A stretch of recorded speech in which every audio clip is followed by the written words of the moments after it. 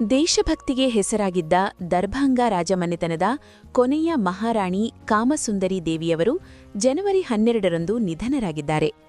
ಅನಾರೋಗ್ಯದಿಂದ ಬಳಲುತ್ತಿದ್ದ ಮಹಾರಾಣಿ ಕಾಮಸುಂದರಿಯವರು ಬಿಹಾರದ ದರ್ಭಂಗದಲ್ಲಿರುವ ತಮ್ಮ ಐತಿಹಾಸಿಕ ನಿವಾಸ ಕಲ್ಯಾಣಿಯಲ್ಲಿ ಕೊನೆಯುಸಿರೆಳೆದರು.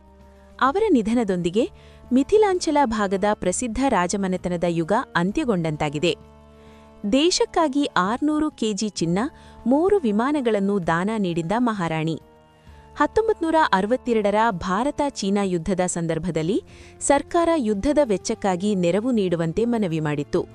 ಆ ಮನವಿಗೆ ಸ್ಪಂದಿಸಿದ್ದ ಮಹಾರಾಣಿಯ ಕುಟುಂಬವು ದರ್ಭಂಗಾದ ಇಂದ್ರಭವನ ಮೈದಾನದಲ್ಲಿ ನಡೆದ ಸಮಾರಂಭದಲ್ಲಿ ದೇಶದ ರಕ್ಷಣಾ ನಿಧಿಗೆ ಸುಮಾರು 15 ಮಣ ಅಂದರೆ ಸುಮಾರು 600 ಕೆಜಿ ಚಿನ್ನವನ್ನು ದಾನವಾಗಿ ನೀಡಿತ್ತು. ಇದರ ಜೊತೆಗೆ 3 ವಿಮಾನಗಳು ಮತ್ತು 90 ಎಕರೆ ಭೂಮಿಯನ್ನು ಸರ್ಕಾರಕ್ಕೆ ಹಸ್ತಾಂತರಿಸಿದ್ದರು. ಅಂದು ಅವರು ನೀಡಿದ ಆ ಜಾಗವೇ ಇಂದು ದರ್ಭಂಗ ವಿಮಾನ ನಿಲ್ದಾಣವಾಗಿ ಅಭಿವೃದ್ಧಿಪಡಿಸಲಾಗಿದೆ. ಇಂದು ಉಳಿದಿರುವ ಸಂಪತ್ತೆಷ್ಟು? ಕುಟುಂಬದ ಪ್ರಸ್ತುತ ಸಂಪತ್ತಿನ ನಿಖರವಾದ ಅಂಕಿಅಂಶ ಲಭ್ಯವಿಲ್ಲ.